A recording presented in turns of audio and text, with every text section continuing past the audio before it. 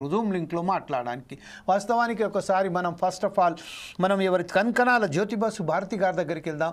భారతి గారు, ఈరోజు ప్రస్తుతం ఏదైతేదో కేంద్రంలో బీజేపీ అధికారంలో ఎన్డీఏ ప్రభుత్వం అధికారంలో ఉండేది, రాష్ట్రంలో కాంగ్రెస్ సర్కార్ అధికారంలో ఉంది. కాకపోతే ఏంటంటే చేసిన తప్పేంటి, గ్రామీణ ప్రాంతాలకు చెందిన ప్రజలు దీంట్లో ఎందుకు ఈరోజు ఈ చేదు అనుభవాన్ని అందిస్తున్నారు? వాస్తవానికి ఏదైతే కేంద్రం నుంచి వెళ్ళి రావాల్సిన బడ్జెట్ ఎందుకు తీసుకురాలేకపోతున్నారు, కేంద్రం ఎందుకు విడుదల చేస్తలేదు దాదాపుగా 3,000 కోట్లు? దీని మీద మీ స్పందన ఏంటండి? భారతి గారు, మీ ఫోన్ అన్మ్యూట్ చేసి ఒకసారి మాట్లాడండి సార్.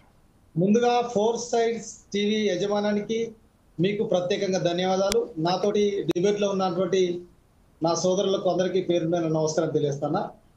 అన్న, ముందుగా ఏదైతే 15 ఫైనాన్స్ గ్రామ పంచాయతీలకు అందించాల్సిన సకాలంలో అందలేదని చెప్పేసి ఈరోజు మన డిబేట్లో కొనసాగుతూ ఉంది.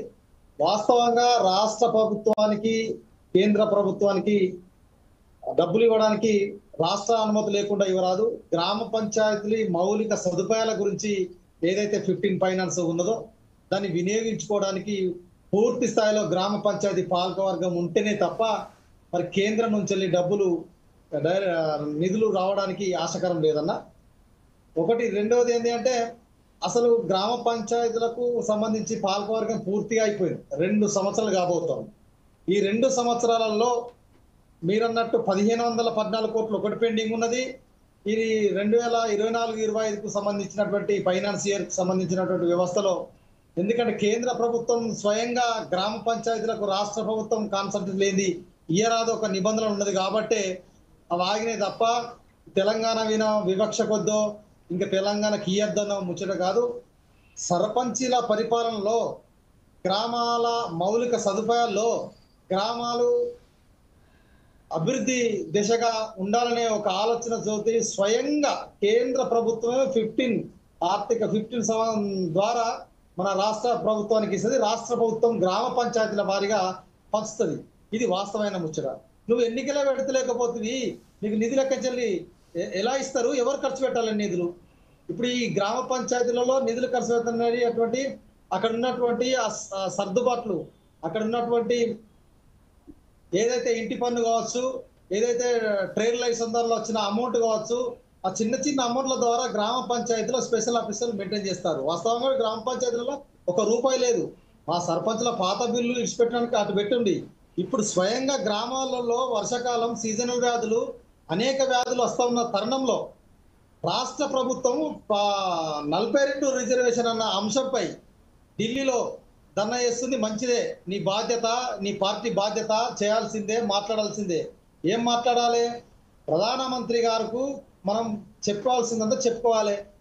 ఇవాళ ఆయన స్పీచ్, అన్నగారు ఆయన స్పీచ్ ఏం మాట్లాడతారు? 42% రిజర్వేషన్ ఇవ్వకపోతే ప్రధానమంత్రిని గద్దె దింపి ఆట రాహుల్ గాంధీని ప్రధానమంత్రి అయినాక ఈ 42% మంజూరు చేస్తారట అన్న. అంటే 40 అంటే రాహుల్ గాంధీ ప్రధాని అయ్యేదాకా ఈ స్థానిక సంస్థ ఎన్నికలు పెట్టవు, గ్రామాభివృద్ధి చేయవు, గ్రామ ప్రజల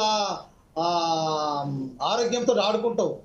చాలా స్పష్టంగా ఒక ఢిల్లీ వేదిక జంతర్ మంతర్ నుంచి నువ్వు మా రాహుల్ గాంధీ ప్రధానమంత్రి అయినాక మేము ఖచ్చితంగా 42% రిజర్వేషన్ చేస్తా అంటే నీ ఆలోచన, నీ విధానం, నీ ప్రభుత్వం, నీ పద్ధతులు ఏ రకంగా ఉన్నాయో సమాజం, బీసీ సమాజం మొత్తం, గ్రామ పంచాయతీలు, తెలంగాణ రాష్ట్రం మొత్తం గమనిస్తూ ఉంది అన్న. దాని ఉద్దేశం, దాని మెయిన్ ఉద్దేశం ఏంది అంటే, ఇప్పట్లో ఎన్నికలు పెట్టే ఆలోచన ఈ కాంగ్రెస్ పార్టీ రేవంత్ రెడ్డి ప్రభుత్వానికి లేదు. Is a clear. దీన్ని దయించి ఇక్కడ ఉన్నటువంటి మేధావులు, ఇక్కడ ఉన్నటువంటి అనేక సబ్బండ వర్గాలు, బీసీ నాయకులు గమనించాలి. తక్షణమే ఎన్నికలకు వచ్చి సర్పంచ్ ఎన్నికలు పెట్టి గ్రామాలకి పెండింగ్ లో ఉన్నటువంటి 15 ఫైనాన్స్ ను కేంద్రం తెప్పించుకొని గ్రామంలో మౌలిక సదుపాయాలను బాగు చేయాలని ఒక ఆలోచన ఈ ప్రభుత్వానికి లేదని ఇది నిన్నటి జంతర్ మంతర్ మీటింగ్ ద్వారా చాలా స్పష్టమైందన్న. మేము భారతీయ జనతా పార్టీ గ్రామాల వారీగా గ్రామ ప్రజలు సంక్షేమం బాగుండాలనే ఉద్దేశం కొద్దీ మేము పైసలు ఇవ్వడానికి సిద్ధంగా ఉన్నామన్నా. ఆల్రెడీ సర్పంచ్ల కాలం అయిపోయిన తర్వాత 1,400-1,500 కోట్లు వాస్తవంగా పెండింగ్ ఉన్న మాట వాస్తవం. ఎందుకంటే గ్రామ మౌలిక సదుపాయాల గురించి ఆ పైసలు ఉన్నాయి కాబట్టి ఆ పైసలు వేరే దానికి ఆడుకోవడం లేదన్నా. Is a gazette.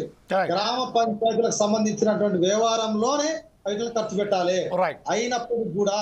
అయినప్పటికీ కూడా కేంద్రం నుంచి వచ్చినటువంటి ఎన్ఆర్జీఎస్ పైసలు ఆవుతలే వస్తున్నాయి, యథావిధిగా నడుస్తుంది. గ్రామ పంచాయతీ సంబంధించినటువంటి మనకు 15 ఫైనాన్స్ మాత్రం ఆగిపోవడం వాస్తవం. Right. ఇది అవడానికి కారణం కాంగ్రెస్ ప్రభుత్వం, ఇప్పుడున్నటువంటి ముఖ్యమంత్రి రేవంత్ రెడ్డి గారు అన్న. ఎందుకంటే చాలా స్పష్టంగా ఈరోజు మీకు పేపర్ పట్టంగా కూడా చూపెడుతున్నాం. Right.